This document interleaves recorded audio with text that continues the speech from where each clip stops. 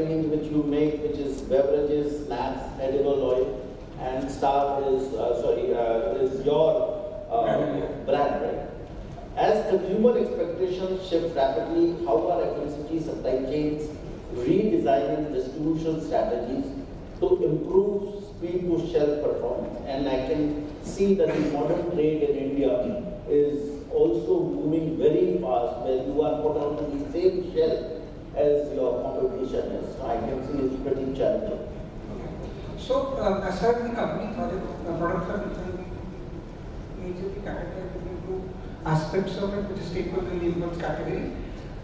Staples is our large driver in the entire portfolio, which is edible oil and the other category of the FMCG products. And second is the impulse, which are majorly driver the international distribution in the name of 𝐒𝐭𝐫𝐞𝐧𝐠 and, to be honest, snacking brand.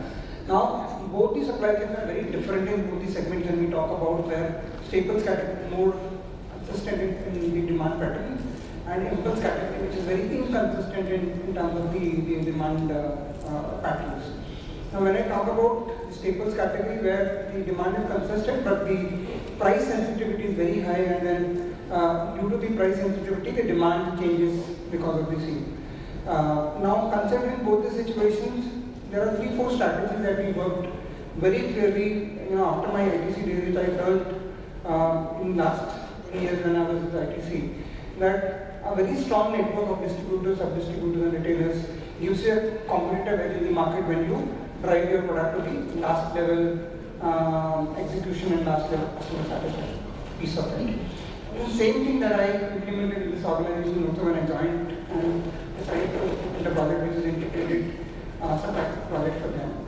And they have multiple divisions within Ghodawat Consumer Group, which is started from aviation to consumer to education. So I have the entire group as a project for them. Now when I look at the multiple divisions, every division or every company has their own real expectation in terms of supply chain. But FMCG is one which requires the fastest supply chain among all of the divisions that we have.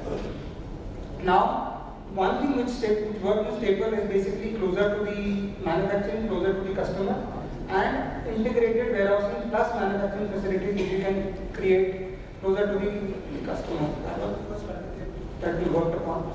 And we created a lot of outsourcing co-packers and co-manufacturing facilities where we can store there itself and create certain dark warehouses within the ecosystem so that we can deliver faster. Now we had 3 channels which also we had to serve during the entire distribution phase, which are general trade, which is the largest one. Second comes to the modern trade, and third comes to the quick commerce channel. Now to serve all of them, we needed to have a ecosystem where all of them get the visibility as well as the distribution faster. Quick commerce was the most demanding out of these as of now. Earlier it was modern trade because of the shelf life piece of it. General trade was more consistent because their way of distribution was more volumetric based, more price sensitive based. But in case of quick commerce and in case of modern trade, it was more faster delivery and lower volumes in turn. So those cases we created dark warehouses, and in case of general trade, we relied on the distributors. And wherever the delivery was very difficult, in those cases, the distributors, so we integrated all 3 models in with one particular distributor in the area, and then the entire delivery model was aligned that one delivery partner was assigned to the distributor and he was delivering to all the channels in the respective region. So I think those were the strategies that we focused in case of staples. In case of impulse, it was completely different, where the logistic cost was very high because of the air that was filled in the products. In those cases, the cost was high, but the customer was ready to pay for the price because those are the products where customer wants more satisfaction than to be a necessity.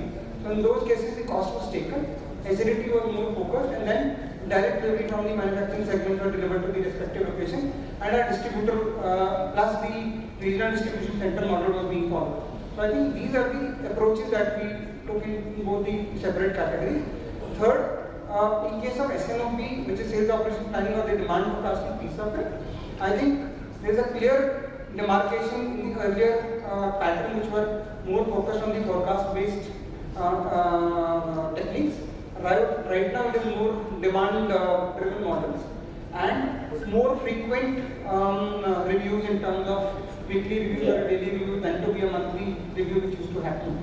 So I think these are the changes that we have brought in the new age supply chain pattern.